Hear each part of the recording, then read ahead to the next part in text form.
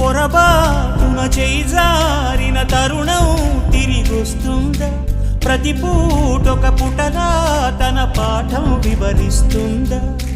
మన కోసమే తనలో తను రగిలే రవి తపనంత కనుమూసిన తరువాతనే పెను చీకటి చెబుతుందా?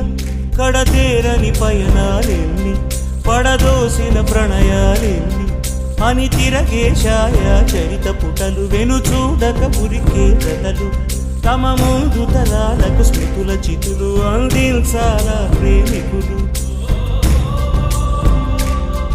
ఇది కాదే విధిరాత